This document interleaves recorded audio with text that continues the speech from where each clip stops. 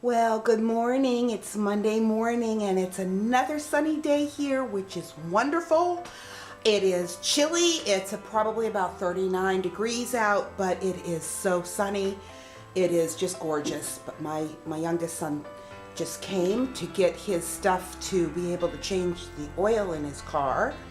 And he has been at the National Guard Reserves for the last week. He just got back last night. So I haven't seen him in a little bit, and it's good. It's good that he came out. I'm very glad. Considering that Veterans Day is the day that our youngest son died. Jonathan is just about 14 months older than, or 16 months older than what Timothy was, and he was there the day they were all playing together. So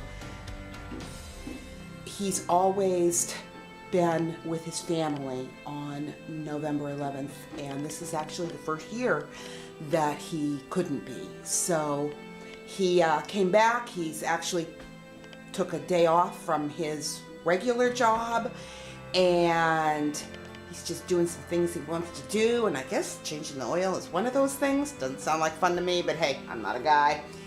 But anyways, it's going to be nice to be able to talk with him. I'm going to sit down, have a cup of coffee with him, and enjoy my morning. I hope you have a good one. Talk to you later.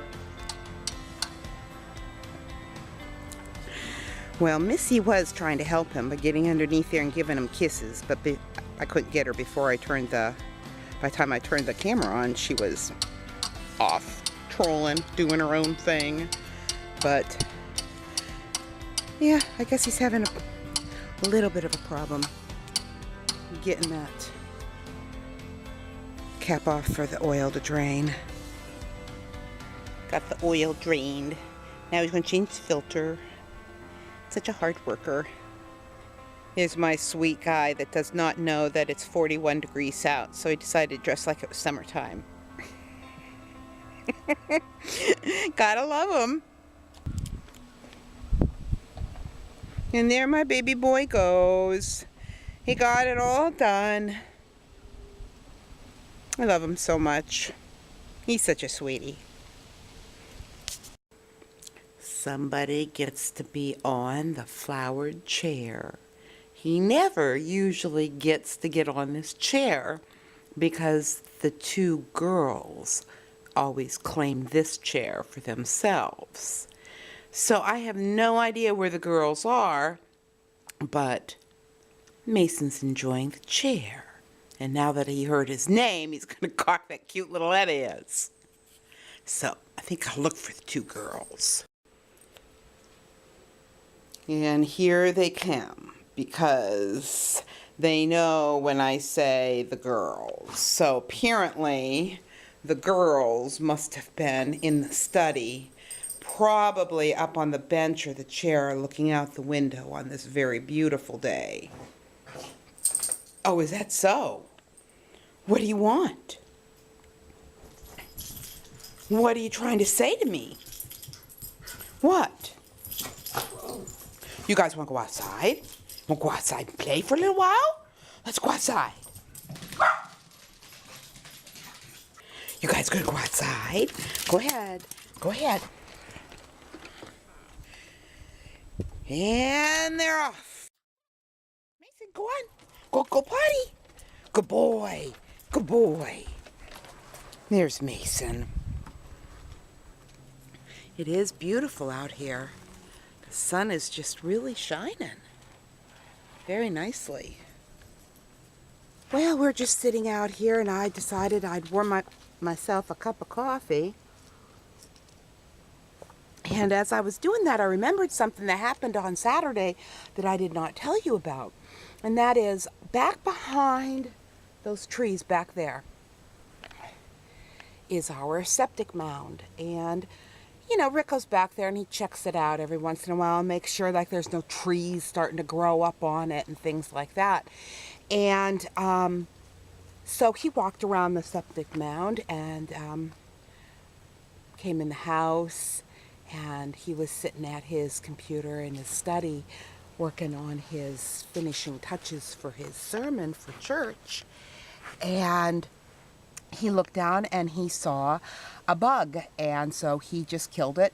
Didn't think much of it, but then he saw another bug, and this was on his arm, and he came and he asked me, he says, "What kind of bug is this?"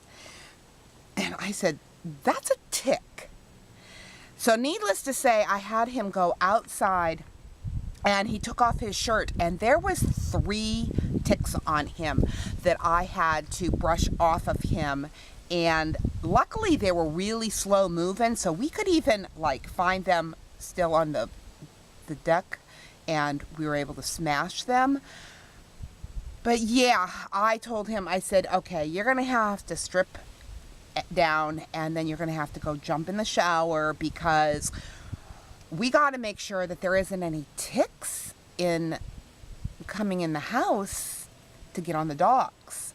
So anyways, it was definitely a dog tick. It was not a deer tick, because they are so tiny we probably wouldn't even have seen them. These were definitely what they call the American dog tick, but just really creeped us both out. We were itching the rest of the day. So yeah, that was not fun. But anyways, I'm just going to sit out here in this glorious day and drink my coffee. And I hope you have a really good afternoon too. And I will talk to you after a bit. Remember how I said the girls always usually claim that chair? Yeah, this is our typical way that they look. Missy's in her spot. Mindy's in her spot, because Missy likes to look out the window. Yep.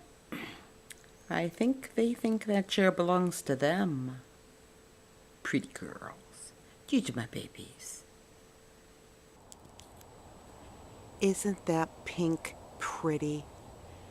Golly, I hope it's showing up, because there's streaks of pink going across the sky in the setting sun. So beautiful. Wow. I just think that's beautiful. Came out to try to get the moon. I think it might be too cloudy right now. I'll try in a little bit and see. Well, good evening. I hope everybody had a really good day. We did. It was a beautiful day here again, and yeah, it was a little chilly, but it was still very, very beautiful. But it was too cloudy to be able to see the supermoon. I did see it yesterday when we were going to church, but I didn't have my camera, so there was nothing I could do. And today, though, it's just way too cloudy. It just couldn't see it. So I don't know. When I'm done here, I'm actually going to go out and take another peek to see maybe if some clouds parted and I can see the moon. Otherwise, I will just give up. But I wanted to share something with you that it blessed my heart. It really blessed my heart. And it's, again, in the book, The Attributes of God by A.W. Tozer. And it's about the goodness of God. And I just wanted to just read another little paragraph. And this is what he says. He says, God's infinite goodness is taught throughout the entire Bible. Goodness is that in God which desires the happiness of his creatures, and that irresistible urge in God to bestow blessedness. The goodness of God takes pleasure in the pleasure of his people. He goes on to say, I wish I could teach the children of God to know this.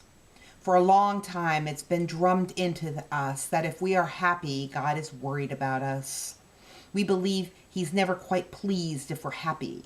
But the strict, true teaching of the word is that God takes pleasure in the pleasure of his people, provided his people take pleasure in God. And I just thought that was really good, because sometimes we can have some real mixed up thoughts about who God is. And as we learned yesterday, God is totally perfect in every way. And the other thing that I wanted to kind of say as a challenge, maybe, would be a good way to put it. Seeing that we're coming into the Christmas season real soon, and I even have friends that are already going through their Christmas decorations and are planning to put them up even before Thanksgiving. You know, I thought I enjoy Christmas decorating because I will do that the weekend after Thanksgiving, and then that whole week after Thanksgiving I will be working on bringing up decorations, and then the last thing I bring up is my tree, and do my tree. But I'll have all the decorations in the house done. I know, and I thought that I was a little bit early doing that. That's really early if you're going to start even before Thanksgiving. I just thought that was funny. But this is kind of a challenge that I want you to think about. And when I read this, I think you're going to understand, because the word here is compassion. And do you have compassion? I ask myself the same thing. Do I demonstrate compassion to others in my life? So that's kind of the question here. And the only way we're going to really truly be able to examine whether or not we truly are is after I read this to you. He says, a great many people are merciful in their beds. They're in their lovely living rooms and in their new cars. They have compassion as a noun, but they are never compassionate, a verb. They read something in the newspaper about somebody suffering and say, oh, isn't that terrible? That poor family was burned out and now they're out on the street with no place to go. And then they go and turn on the TV and listen to a program. They're very compassionate for a minute and a half, but they don't m-pash-uh-neyt. That is, they don't do anything about it. But God's compassion leads him to actively compassionate. He did it by sending Moses down to deliver the children of Israel. One fact about the mercy of God is that it never began to be. God's mercy is simply what God is, uncreated and eternal. It never began to be. It always was. When I read that, it challenged my heart, because I think we've all been there, especially in light of the hurricanes and in light of forest fires that are going on, in light of the horrible way people treat other people. The other day, I watched a video that somebody had posted on Facebook. I couldn't even finish watching it. It disturbed me so badly. A whole group of thugs had pulled an older gentleman, he was probably in his upper 50s, out of his car and just started beating him up. All because they believed that he was a Trump supporter. And I don't believe that these people are doing it because they love Hillary Clinton. And I don't believe that the people that are, acting vile because they claim to be Trump supporters are acting in that way because they love Trump. Truly, It's because they have evil hearts. They're sinful men and women with evil hearts, and they have found an excuse to do what's already in their heart. Was already there. They're just using an excuse. How us humans like our excuses. My dad used to drill that in my head. He used to say, if I have to give an excuse, then I've done something wrong. Because when you're not doing anything wrong, you don't have to give an excuse. There's no excuse to be given. There's something to think about. It used to irritate me. Oh my goodness, it used to irritate me when he would say that. Oh, it's funny how we remember things from our parents, isn't it? But I just wanted to leave that with you. I hope that somehow that has encouraged you. I also hope that somehow that has challenged you to m-pash-uh-neyt is how Tozer put it. But he uses it as a verb, as it's something that we do. It's active, and it brings us to the point of doing something about what we are feeling bad about. I just thought that was good. But anyways, I just want to remind you, as always, life happens, so let's enjoy it. And I'll see you tomorrow. God bless.